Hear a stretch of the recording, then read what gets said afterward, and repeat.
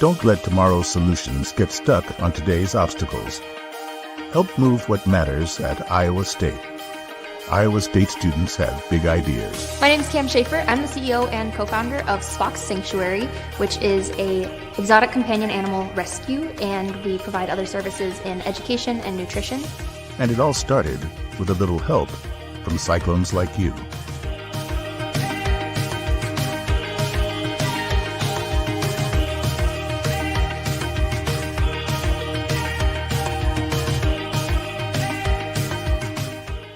Success in farming is all about precision and efficiency, ensuring every seed, every drop of water, every nutrient and treatment counts. Terraplex Ag is helping farmers all over Iowa and the Midwest do just that. With precision ag drone technology and support from Terraplex, you'll boost your productivity and make timely and informed decisions, all while reducing your costs and increasing your profit.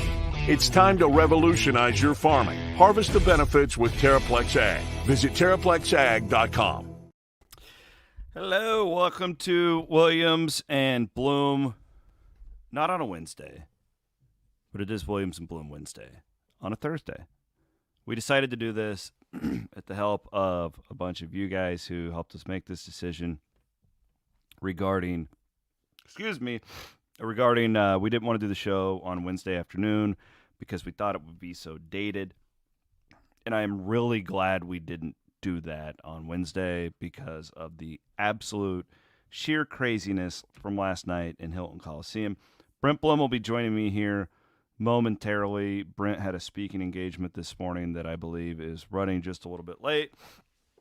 And I said, instead of delaying the show, hell, I'll come on here and talk with our fanatics who are watching us live right now on YouTube, Twitter, Facebook. And, of course, this will be posted in its entirety later on today on the Cyclone Fanatic Podcast Network. We are presented, as always, Williams and Blum, by our friends at Mechdyne. You can check them out at the Mechdyne Corporation, Mechdyne.com. I'll spell it for you. That is MECHDYNE.com. I was joking with some of our premium subscribers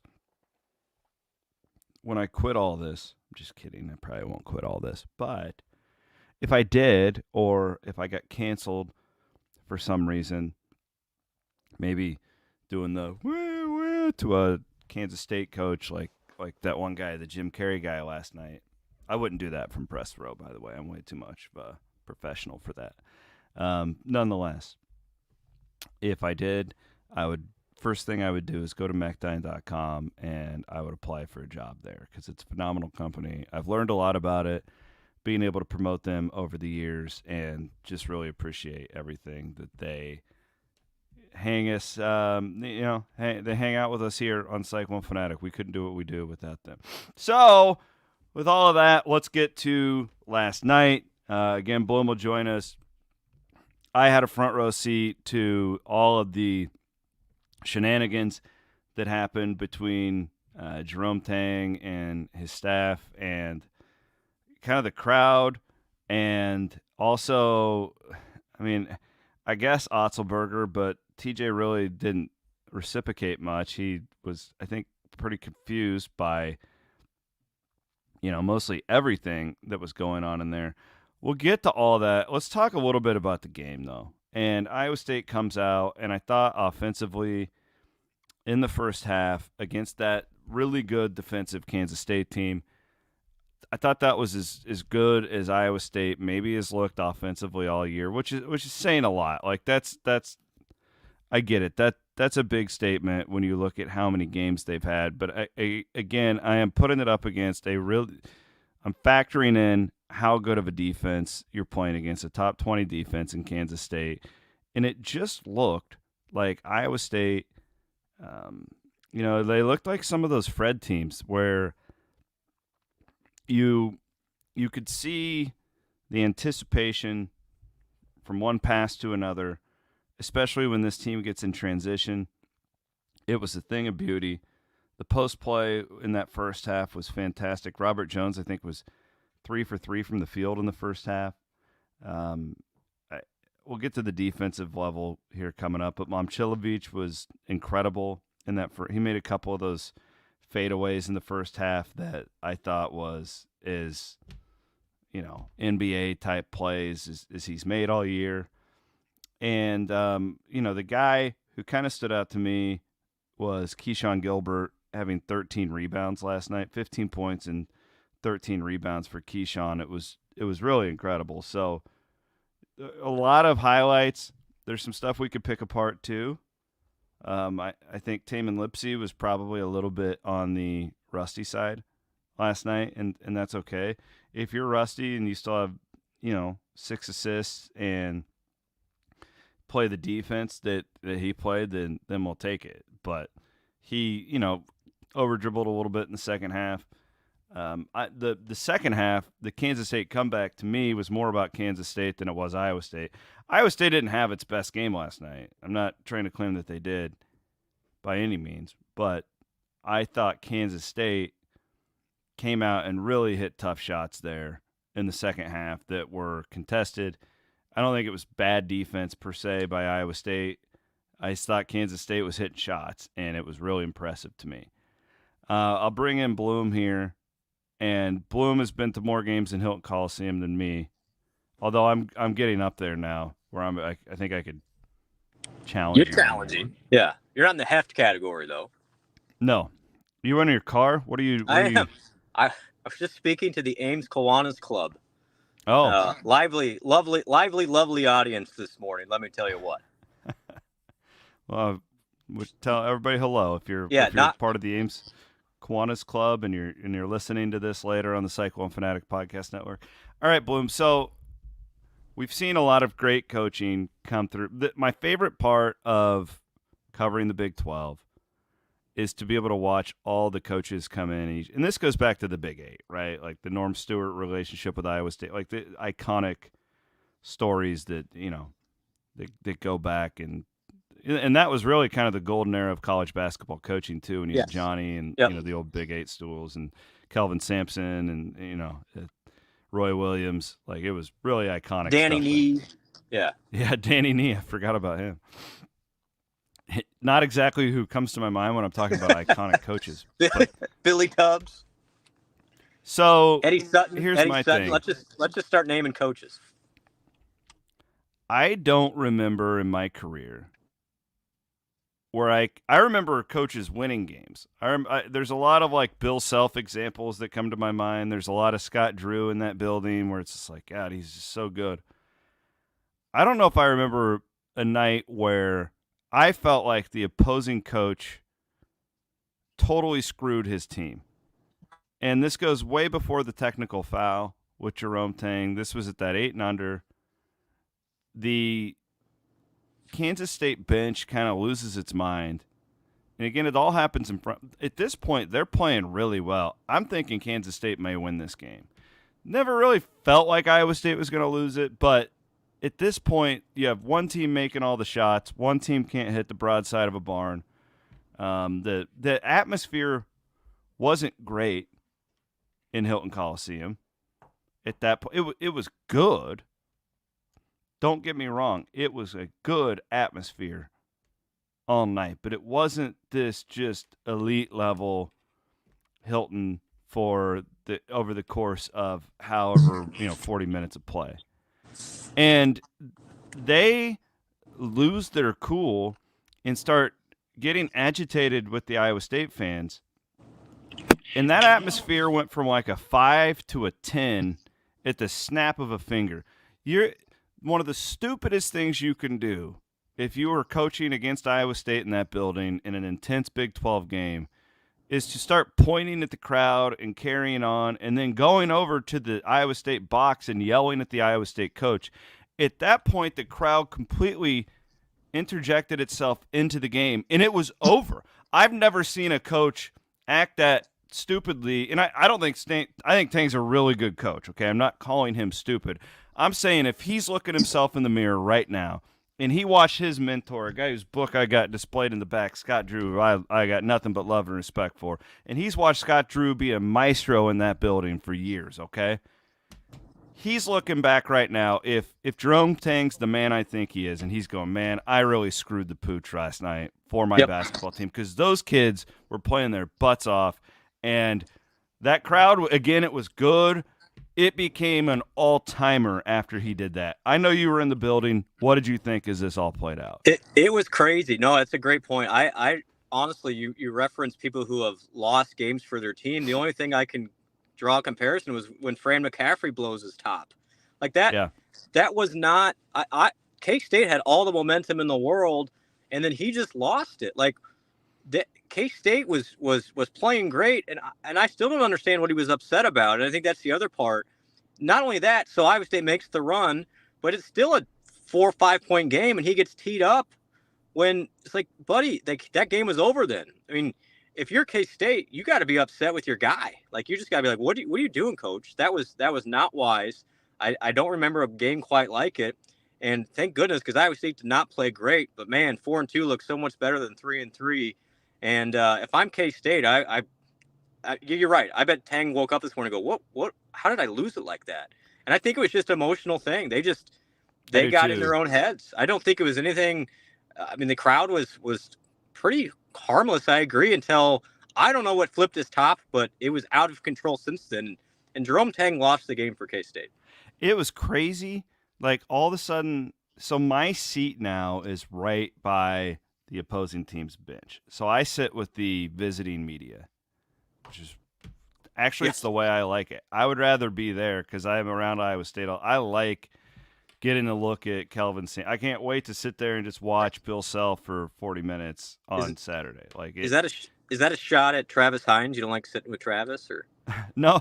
Those guys that inside baseball stuff, nobody cares. But I actually chose to be in like a worse seat because I like the motion you get, like in these Big 12 games. Like, I feel like I can come to my audience. Because what I do is I have my monitor on too. So I'm watching the game on TV while I'm there.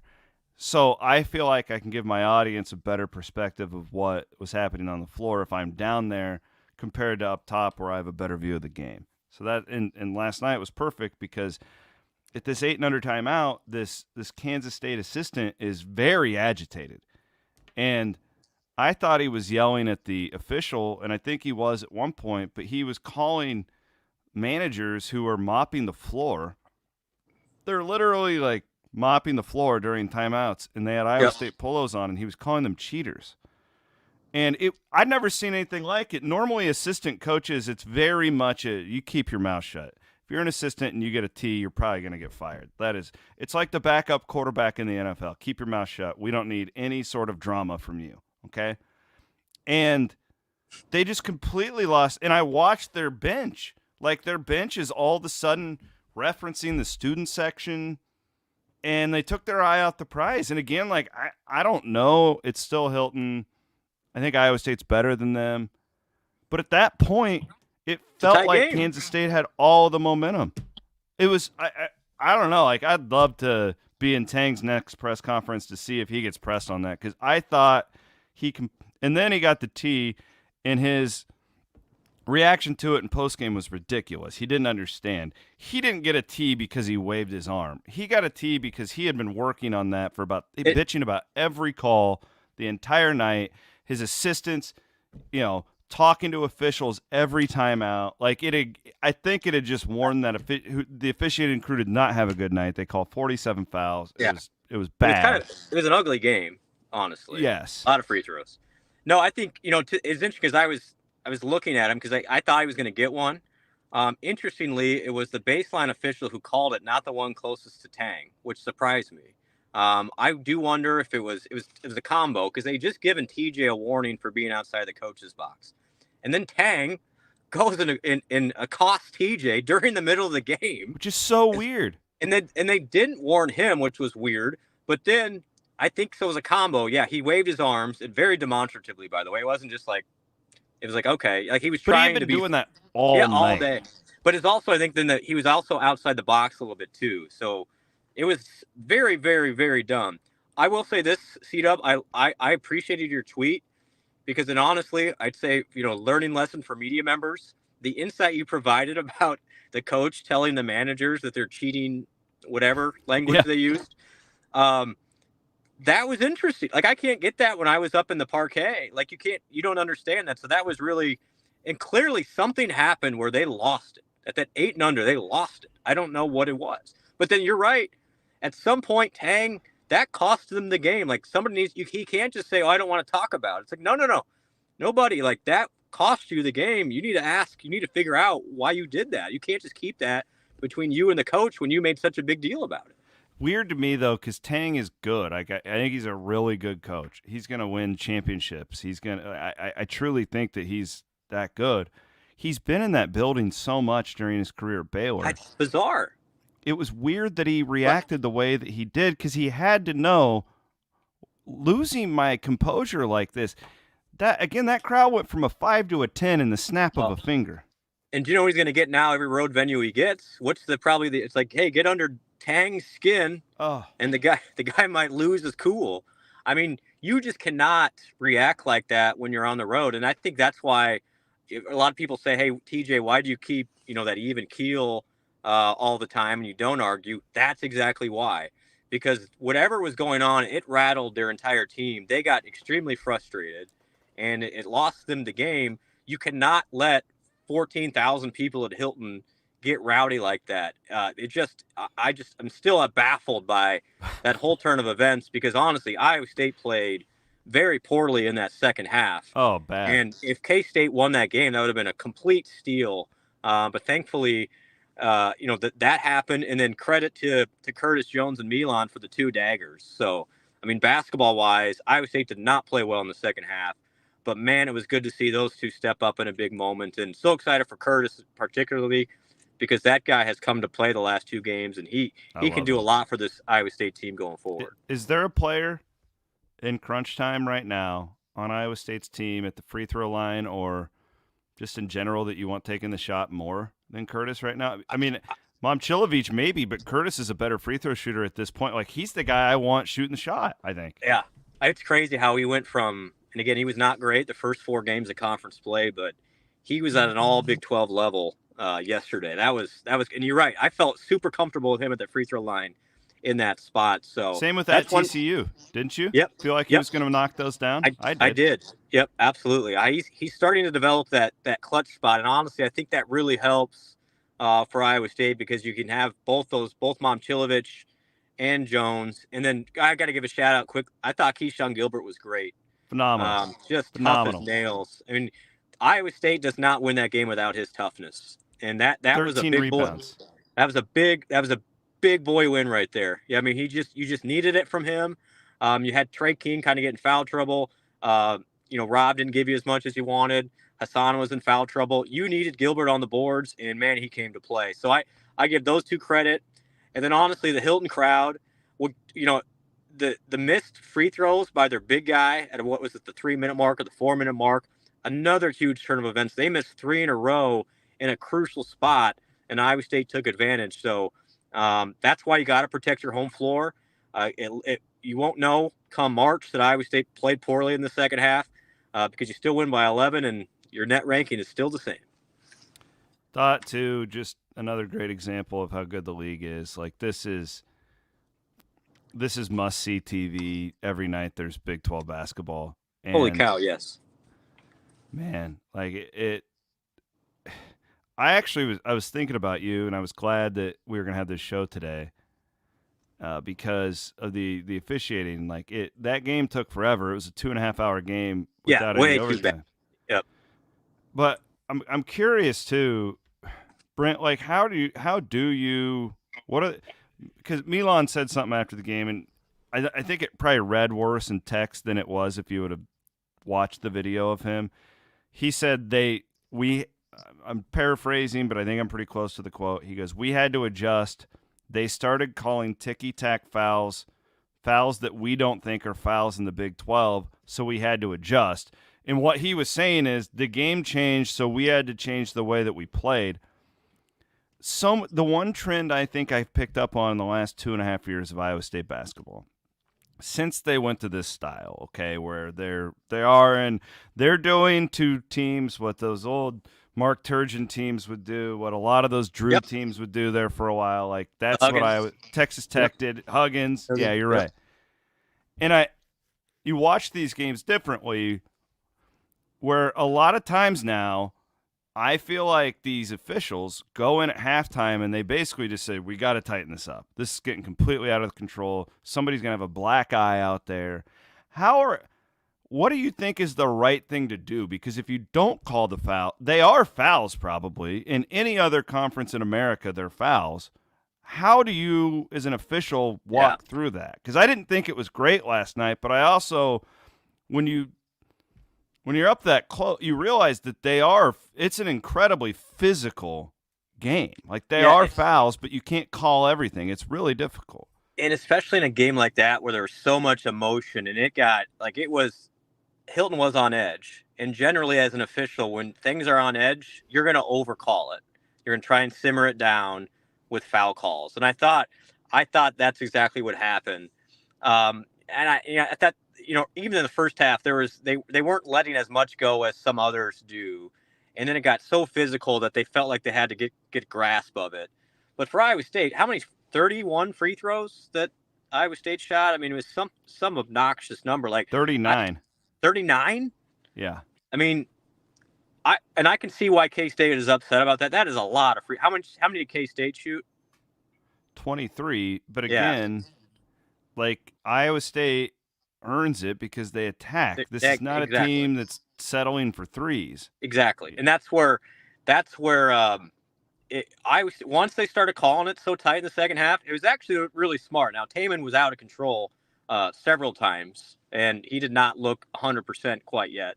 But I thought Iowa State did a good job, particularly Gilbert, of, all right, well, if they're going to call it, I'm going to keep going in there, and I'll get to the free throw line. And that's what makes this team different from some of those teams, even last year's team. Iowa State did not have a drought buster like that. They could just go in there, even if it looks ugly, but points at the free throw line count the same. And I think Iowa State took advantage of that when they realized it was going to be tighter in the second half. And honestly, Iowa State doesn't win that without the foul differential. It was very reminiscent of the Houston game. Yeah.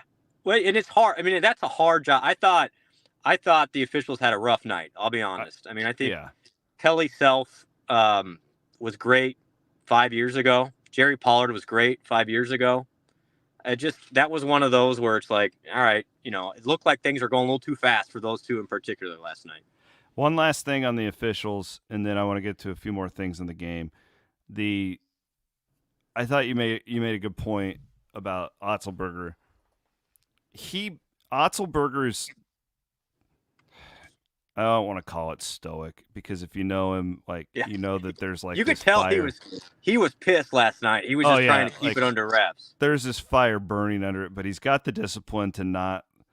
The fact that he can stay so calm, or appear to be so calm, I think I really. Who called the tee? Do you know? It wasn't Pollard. It was Self called the tee.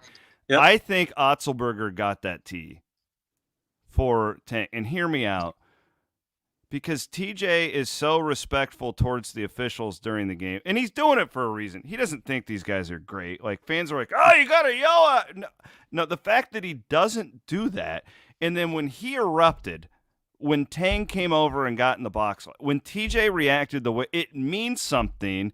And without his nature, I don't know if that technical gets called, because I think they're like, hey, listen, Otzelberger never erupts. He was super pissed that this guy was over there. I've had it with this guy. You've had one coach who's been pretty stoic all night, and then the other one loses his mind about every damn loose ball. Boom, tee, game over. What do you think of that? Yeah, I think there's something to that, because I kept an eye on it, because TJ was not happy specifically with Kelly Self all second half. He was working him the way TJ does, which is kind of under his breath and quietly. Yes. But there was an appreciation. Kelly had a 3-minute stretch where he was just bad. Like, he missed, in my opinion, like 4 in a row. And TJ was working him pretty good, but did it quietly. And I agree. If TJ would have blown up, and if that little altercation, and it wasn't really an altercation because TJ didn't confront Tang, it was Tang going over to TJ. I just think, I'm just doing the in-state comparison. If that was, what would have Fran done in that situation if Tang came over there? Oh, my God. what would have Jawan Howard done? Like, Howard would have punched a guy. Well, it would have gotten out of control, and so I think there was an appreciation of like, all right, well, one guy is losing his lid, like the other guy's doing fine, like contain that guy. And I'm guessing that was part of the conversations. Like, TJ was reminding Kelly, hey, you can enforce the box on his end too. I'm not going to make a big deal out of it, but I'm just reminding you. So I agree. I thought, as much stuff as TJ gets for not being real active on the sideline, that 100% benefited Iowa State last night, the way he kept his cool. You just cannot do that, specifically when you're on the road. It was just a dumb move. We are fueled, as always, by our friends at Cody Road. Enjoy our Cody Road bourbon. It was a little too late for me last night. I didn't get to bed till like 2. I am going to have a nice Cody Road bourbon tonight. I can promise you that. I don't even know what kind of games we got on. We got a great women's game, South Carolina LSU, I think, plays tonight. I'll tune into that. We are in the Wild Rose Casino Studios. Want to thank a couple of our great sponsors that bring you Williams and Blum, the midweek show each and every week. Of course, that is the Iowa State University Foundation. You saw the wonderful video ad before we came on about it was a young girl who was able to start a business and chase her dream because of one of the great donors for the Iowa State University Foundation. We would encourage you to go to movewhatmatters.com. Be a more well-rounded Cyclone. Forever True Day is coming up, and we'll keep you informed with all of that. Also, my friends at Kelderman Manufacturing, check them out at kelderman.com. The laser cutting for you engineers out there. I'm sure a lot of angry engineers in Hilton Coliseum last night could go to kelderman.com. And then our friends at Gravitate Co-working as well. gravitatecoworking.com. Get out of your home office for a couple days a week. It'll make you feel better. You can check out all their great co-working opportunities at gravitatecoworking.com. They are owned and operated by Cyclones. Brent Blum is with me here on Williams and Blum Wednesday on a Thursday.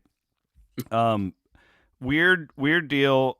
You keep Tamin Lipsey in this game last night because you have to. He's Tamin Lipsey. He is the best player on your team. Otz talked about it in postgame. It's a game of toughness last night. He spews toughness. Lipsey was a little bit out of control in the second half. I've picked up the trend with Tamin, and when things aren't going well offensively, this is a good trait. I'm glad he has this killer trait in him. He's got the dog trait where he wants to put the team on his back now and be the fixer. And oftentimes it works, more oftentimes than not. But when we've seen Tamin now have these 5+ turnover type games, it's the same type of trend. And Iowa State did just enough. But, man, we talked about that sloppy second half. To me, that was where it started, where I don't think he was close to 100%. He was an absolute warrior to be out there last night. But you see a little bit, I thought the ball started to stick a little bit for Iowa State with that. It definitely did. And I think with Tamin, I don't know if it was really health-related. I just think he's going to have games like that occasionally. I think for him, he's a rhythm shooter. When the first couple shots go in from deep, he's going to shoot it more. I think he didn't really trust it last night, so it was really just put your head down and drive it. And honestly, in the second half, that was Iowa State's best offense between him and Gilbert. He just you can get away with it a little bit easier in the non-conference against those undersized teams. K-State did a great job of just walling up and not fouling for them. Well, they fouled a bunch, but making life difficult for him when he did drive. And he wasn't as good a finisher as he normally is. I did think Iowa State got a little stagnant in the second half offensively, but it's twofold. Again, K-State took way better care of the ball in the second half, too. And this is the theme. I mean, Iowa State was turning them over early. K-State did a much better job. I thought Tyler Perry really settled down in that second half. And we know it. Iowa State's not a great half-court team. It's just not. No. And then, Trey missed some open looks. You want him to make those. And really, Iowa State's offense, when it gets bogged down, unfortunately, or wherever you look at it, it's going to be Tamin and Keyshawn driving it downhill, or it's going to be Milan trying to create something in the fadeaway in the mid post. I thought Iowa State's half court, it just got tough. It got tough in the second half, and you're glad you won because you would have really regretted that effort after having a 10-point halftime lead. Especially with just the beating that you probably took in that game too. Well, that's where you worry about Tamin is, man, he's coming off an injury and he's still throwing himself around. I'm not worried about him as far as, you need him playing that. You do not want a passive Tamin Lipsey. That doesn't work. I would rather have him over dribbling and being over aggressive than the alternative because Iowa State needs him to do that. It's just he was just a little bit over the top yesterday. The good thing is, too, and I didn't even realize this, that they have a bye next week. Yes. I didn't realize that those still existed. So sitting him out against TCU makes a lot more sense now, because you and I both, we didn't really think he was Hurt. totally could have played versus TCU, but I think they saw that, and then they go, okay, we're going to sit him out. We're going to play him 2, and then he's going to get a whole week off, and let's see where we can get him.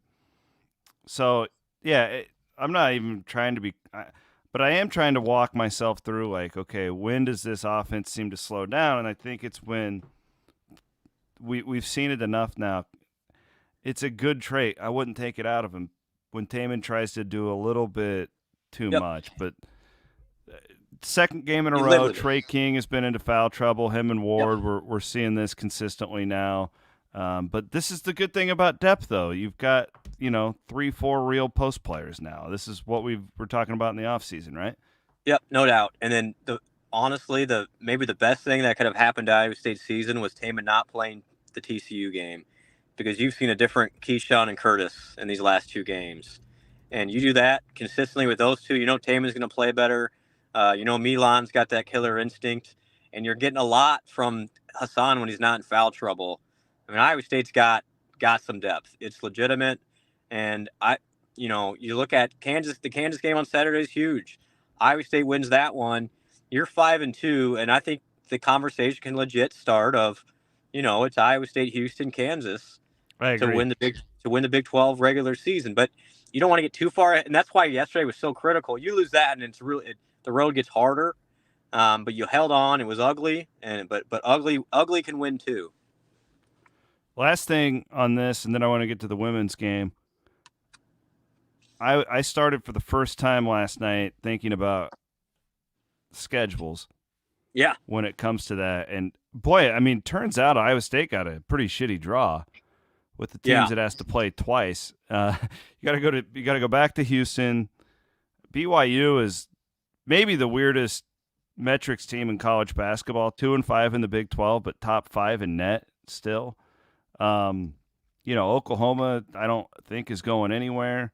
Now you've got to go back to Manhattan, and that is going to be an absolute war. Yeah. You think those people aren't going to be waiting for Iowa State? Holy mackerel! We need our guy Jonathan Swanson with his Jerome Tang tears to get behind the bench. My buddy. What about a guy that just becomes an icon overnight? I know them both. So, Jonathan. I know the other guy. I didn't want to say his name. Yeah, no, I know them both. Know them both. Jonathan outed himself, so I'm cool saying Jonathan's name. Both have been very, very supportive of the We Will Collective. So this guy, legends in more ways than one. Legends. So thank you, my guy. I'm glad he got because anyway, yeah, we need to get him down there just to rile up Tang. Maybe Tang will lose his top again. I was going to say we got to get Jonathan on a podcast. He's an awesome dude. Yeah, dude, he's a big TJ guy, aren't we all? Big odds guy. I'm telling you, Iowa State's crowd's the best. We're very biased. We love Iowa State fans, and I've seen Iowa State fans dictate games before. Don't get me wrong. This is nothing new. Usually, like the Iowa game this year, and even the Houston game this year. Now, Houston made a run, and but those teams were out of it early in the first 5 minutes because the crowd. This was a different type of deal where, the crowd was great, but then, you got this, 10, 12-point lead. It was kind of a boring game for a while, and you're calling a lot of fouls, and then the crowd's pretty gone, and then, boom, Iowa State's crowd was a major, major factor. That's the separator. Is a lot of crowds are great front running crowds. What makes Hilton special is when the game got tied, it got the loudest. K-State scores, and that's when the crowd went nuts. Better when the team isn't up struggling. 10. Yes, it's weird. Absolutely. There is a weird knack of understanding when the team needs to pick me up, and that has been my favorite part about going to Hilton over the years. It's like. There's no signage to say cheer louder. It's just everybody knows. Everybody has a feel of, all right, we need to pick it up. and it's like this roar starts from the bottom and just works his way up through the rafters. And when that happens, man, you get goosebumps because you feel like you're impacting the game, and you really are. I also feel, and pardon my youth, I don't feel youthful, but I didn't go to games in the Orr era or Eustace or Floyd, so like I can't reference it. I've seen them on TV. I've seen the replays. To me, so my first year around here was Wayne Morgan #1. Okay. And I think the crowd right now, and I started to sense this last year too, really after that Sweet 16, and I think it's as good as it's ever been. The Hoiberg crowds were great, but it, like you said, it was a little more front running in the sense that, man, that we cheered for threes and they wanted points. And I just wonder if the defensive side of things makes the crowd a little bit nastier in a way. It certainly seems like, I think Finn always says this all the time, and I think he's onto something, that Iowa State fans will go just as crazy when you dive for a loose ball as they will when you hit a three. And I'm just wondering if the defensive intensity of this Otzelberger era isn't fueling the crowd a little bit more. I think there's something to that. And, I've had this thought because again, just blown away with the atmosphere, specifically the last 10 minutes of that game. The fact that Hilton is still not completely modern, and I know there's going to be a Hilton renovation project. They're probably going to redo the video board and other things. But there's something too, when you're in that building, it's almost like you go back in time. Like everything else is modern and it's all Wi-Fi and cell phones and everything. People are legitimately locked into the game. You just don't see that anywhere anymore. How many people are on their phones when Tang's losing his stuff? Like nobody. Like there's something really old school, and that building just gets revved up. And I think it's fun that the students were great last night. Just wonderful. And you already had them lined up for Kansas. I'm telling you, the students behind me were absolutely in the heads of Kansas State's bench. Kansas State's bench was not even watching the game at certain points. They were interacting with the students. When Iowa State students are invested, that makes a huge difference. And I'm telling you, go around I tweeted this yesterday during the game. I wish people would be able to go to all the other venues in the Big 12 like you and I have been able to do. It's not the same elsewhere. It's not. No. And there's a reason why people do not like playing in Hilton, or they love it, depending on how soft they are. But that place is special, and I know the lighting gets a hard time. We changed the lighting around, all this stuff, but man, I hope Hilton stays around forever, because that it made, honestly, C-Dub, last night made me feel like I was 12 years old again, watching Dedrick Willoughby. Like it felt like one of those Tim Floyd grinders. I wanted to reach out to a couple of my old time buddies like Kim Pullen and guys like that who I like to run around with that have been going for all these years, because they've always told me about the Orr crowds and stuff, and I know I wasn't there. I'm not trying to do the latest and greatest thing. I'm just saying I've sat these. Yep. It feels like it's as good as it's ever been in my era. I agree with that. Now, when it was the best, in my opinion, and there's nothing against what you have to do now, but it was when the students were actually on the side. So during some of the Floyd Eustacia, they actually have the students kind of in. So that would be incredible, but so economically you can't do that. Economically, it's tough anymore. But yeah, I mean, it was really good, and again, for a game that was kind of largely a dud for most of it, those people stayed. Tang in it. Did it to himself. He it did. was so stupid looking back. Why did you do that? I'm still baffled. Like that is an all timer. He lost the game for his. I'm not saying they were going to win it, but he buried any chance they had to win it with his antics last night. And I like Jerome Tang. I'm not like a hater. Like this isn't. Well, at some point, pal, like you can't. Like last year he got on the microphone to telling his own fans. I mean, he's it's a lot of show. He's developing a bit of a reputation of being everything but like, hey man, how about the game? There's a lot of show going on there, and this one assistant, and I know how I just know how Otz runs it, and if one of Otz's assistants was doing to officials what this guy was doing, it was wild. I'd never seen an assistant coach in any level be like that to a ref and to managers. And it was crazy. I couldn't believe what I was watching. I can't wait for the next year when Tang comes to town because people have a long memory. We're gonna get Swanson. Crazy. Hey, we're getting Swanson right there again next year when K-State comes. Come on. I want to give Kansas State credit though, because I've killed their coach, but their players showed me a lot. They're a tough team. Tough.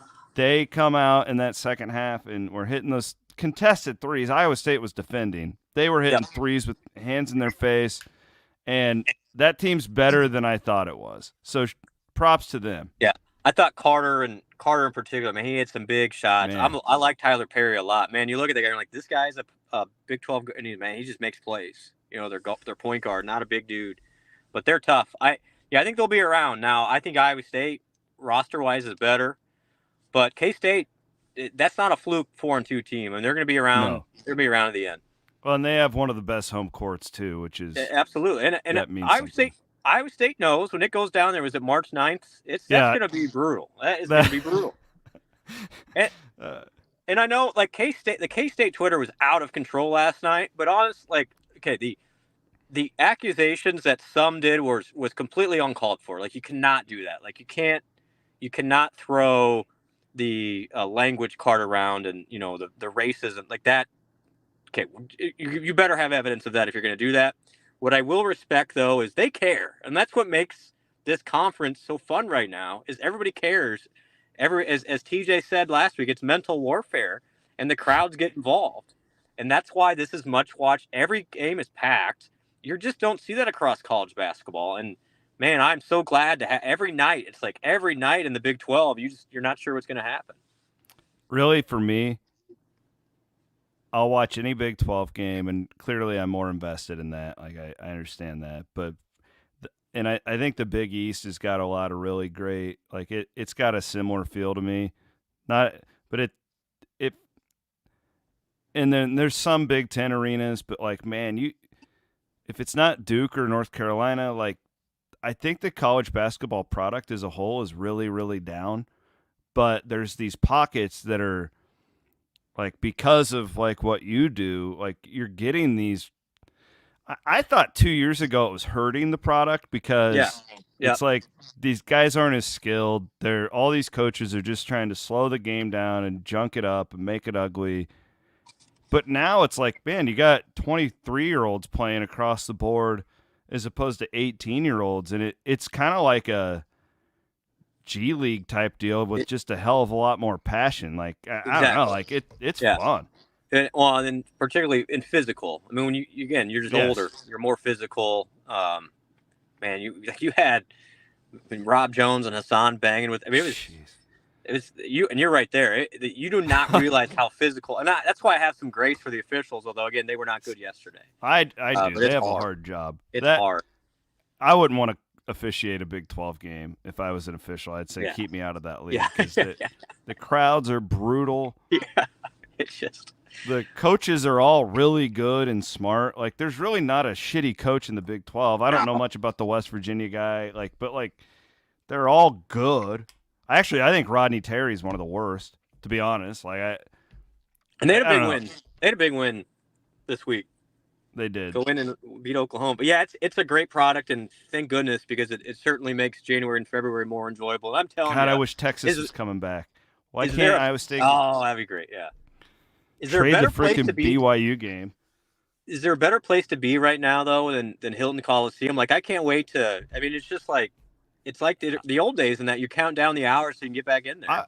I was telling Andrew Logue, who was covering the game for the AP last night, like, I genuinely think right now, and you're talking to a NASCAR nut, and, like, I love the UFC, don't really talk about it much, but I think Big 12 basketball is as good as anything right now. Like, and we're very biased. I get it. You're not going to get a guy from New York to be like, oh, I'm locked into this. Like, listen up, Brett Yormark.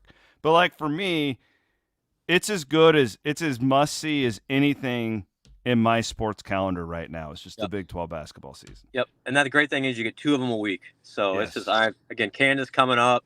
Man, what an opportunity. Can't wait. Oh. If Hilton was alive last night, what is Saturday going to be like? It's going to be off the charts. Yes. Oh Lord. Yeah. So the women, I'm assuming you were up in Johnny's watching the women's game. I watched probably 3/4 of it, but I was on my computer. I didn't really have announcing, and I did watch the end of it when I got home last night. Again, it was a really late night for me because I had to watch the Iowa game too for two guys named Chris this morning. You poor son of a. Oh, boy, you talk about differing atmospheres. Seriously, they got a problem over there. Like, because it's not like this isn't the Licklider years. They've had good teams. They've been going to tournaments and nobody's there. But whatever. This is an Iowa State show.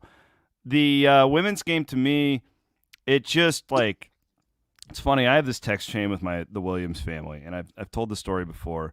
When the women are playing, our text chain is updating like 20 times a minute.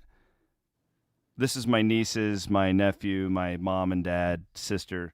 When the men's games, it's crickets. Okay, like we're a women's basketball family of the Williamses, and my nieces don't have the perspective of, oh, these are all freshmen on the road. Like, it's like, oh no, the world's coming to an end. We just lost to Kansas. When I watched it back, it felt to me like, yeah, that's a game that Iowa State probably, if you play it 10 times, I think they probably win more than 5 of them. Yeah. But when you factor in the youth, they just didn't have it last night, was how I took away from it. I don't really feel any different about this group than I did going into that one. What about you? Yeah, no, in Kansas's record, I think Kansas is an NCAA tournament team. They're better than their record. Yeah, they're 3-4 now in the Big 12. Iowa State, again, tough, didn't play great. Audie was the dominant at times, but just, Iowa State could not capitalize. Last 4 minutes. You're now looking at 2 games in a row, where Iowa State just in the fourth quarter just didn't make as many plays as they have when they started the conference play. It doesn't really change my mind. I'm glad Emily's playing more and more, which is great to see. Hopefully get a little more from Naidu would really help the offense a little bit. But yeah, that was going to be a tough game.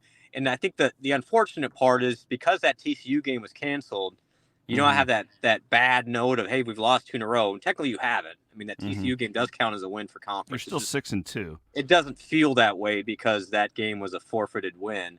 They'll get back on track, but I think for them, you're just somewhat similar to the men. They have these stretches on offense where it gets hard, and Kansas defensively is really good, and I just don't think Iowa State's best option was Audie, and just did not find option 2 or 3 yesterday. I too think, and I think we predicted this a couple weeks ago on the Sunday show, that at some point they were going to hit a wall. To have that many freshmen playing,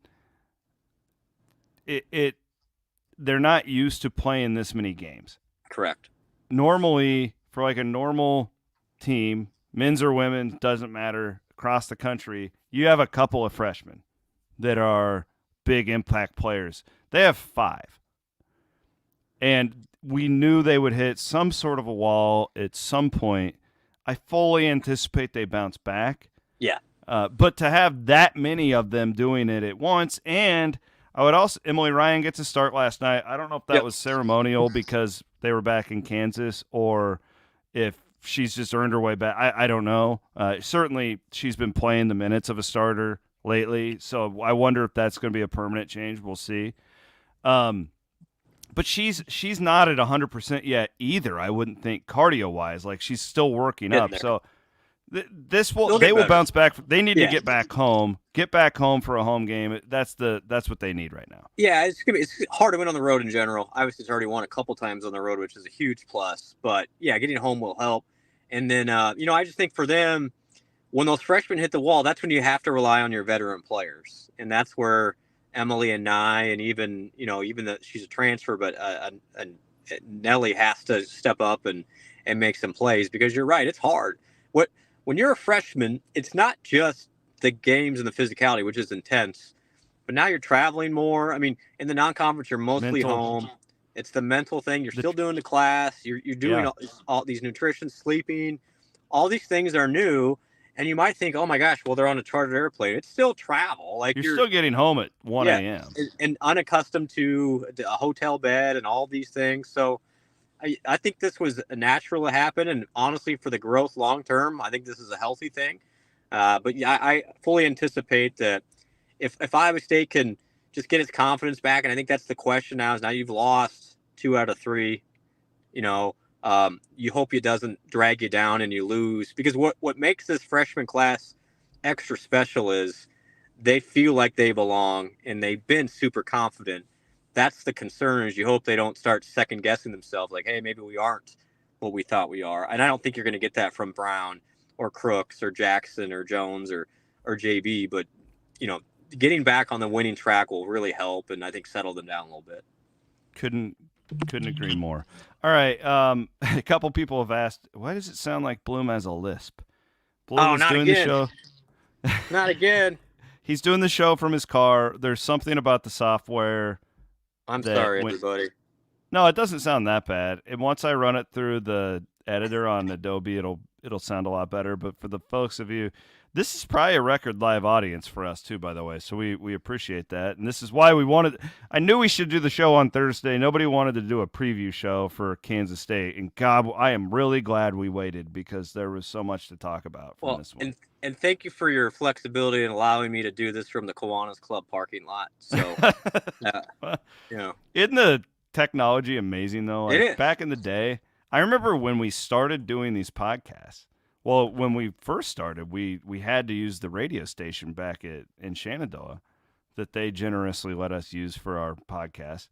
And then I had that old, do you remember my apartment in Ames when I first moved back here for Cyclone Fanatic? And we had that shitty Audacity software, and it would crash half the time. Yeah. How many times did we have to do multiple takes for like an hour-long podcast? And now we can just, Blum's going to log in from the Kiwanis parking lot. Okay.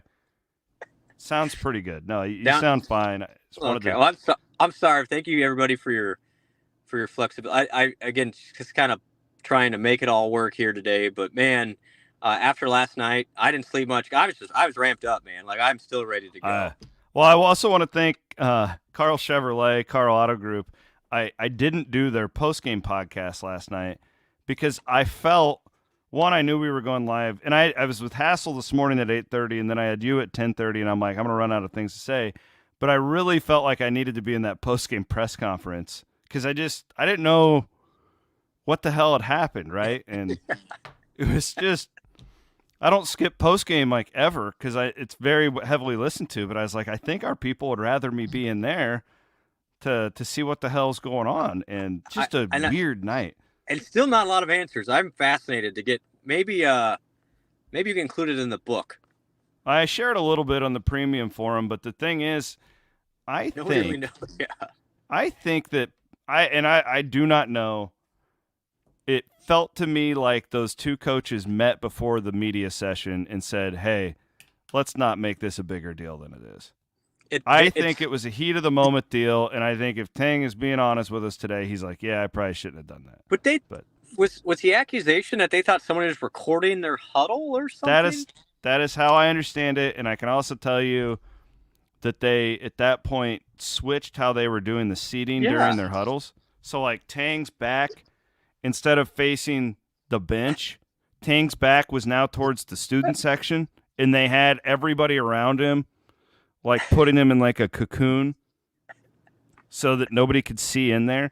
But, again, like, my thing is if a fan has his video, what in the hell are you yelling at the head coach for in the middle of this intense game? Like, what is TJ going to do about it? And then even, all right, so let's say that's somehow Iowa State, again, just follow me here. Like Mission Impossible, Tom Cruise, they had a fan planted, and then TJ had an earpiece that somehow, like, what advantage would you even get from that? I mean, maybe, like, I'm so baffled by the accusation. Well, how would that even help in the moment? Like, maybe for your next game, but even then, that's bizarre. But the accusation doesn't even make sense. Like, how would it even work?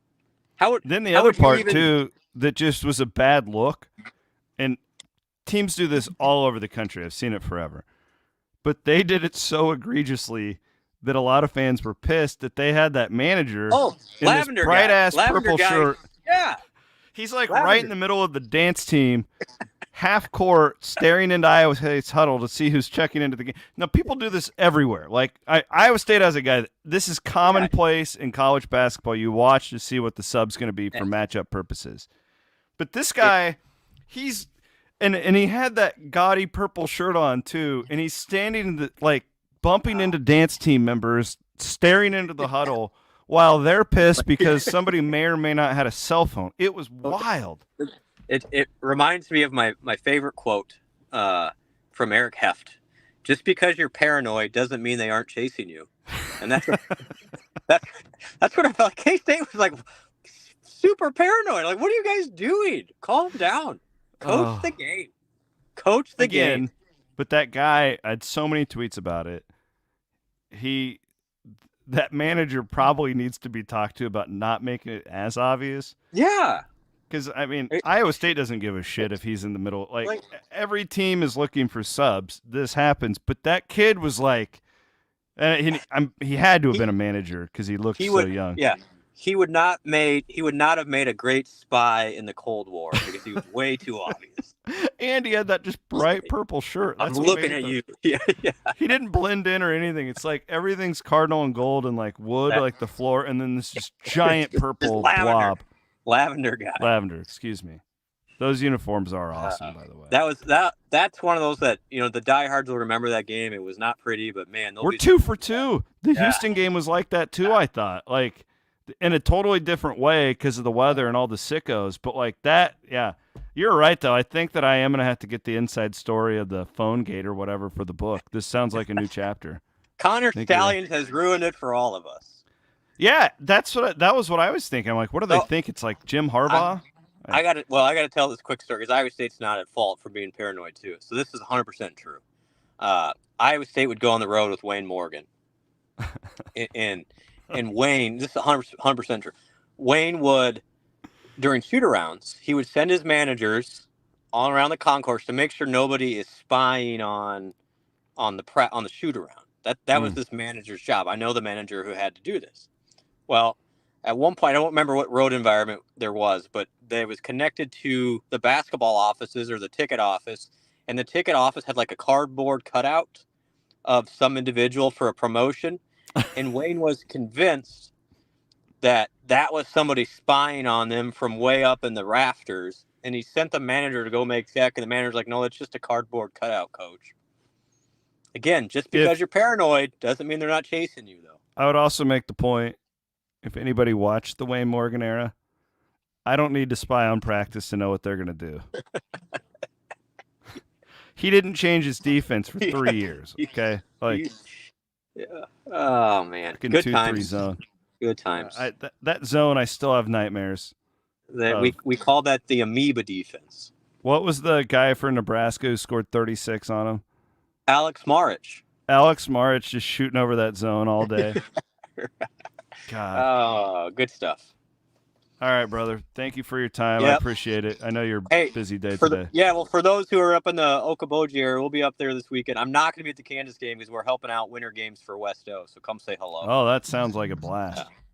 Yeah. All right. Yeah. Take care. I'm sure that everybody will be very sober up there around Lake Okoboji. Make sure everybody gives Bill Self the Tang treatment, would you? I'm not worried about that.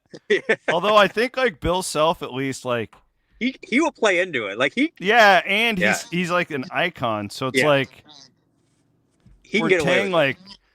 Tang is the kid. It's like he's the kid like when your big brother is picking on you and you react to him all the time. It makes it way worse. Yes. Yep. And like Self will never let you know that you've gotten to him. That's the difference. 100%. All right, brother. I love it. All right, man. Cheers, everybody. He's Brent Blum. What a show. I could talk about this game all day. I kind of have. I started talking about it at 8:30 after going to bed at like 2. God, I just love the Clones too much. What can I say? Appreciate you all for joining us here on a special edition Thursday pod. We will be back on Sunday night. You can join me from Hilton Coliseum. So 12:30? So I'll do pregame at 12 on Saturday, and then we'll do just our normal podcast schedule from there. He is Brent Blum. My name is Chris Williams. We are signing off. Go buy yourself a great bottle of Cody Road from the Wild Rose Casino Studios, presented as always by Mechdyne. Have a great rest of your Thursday.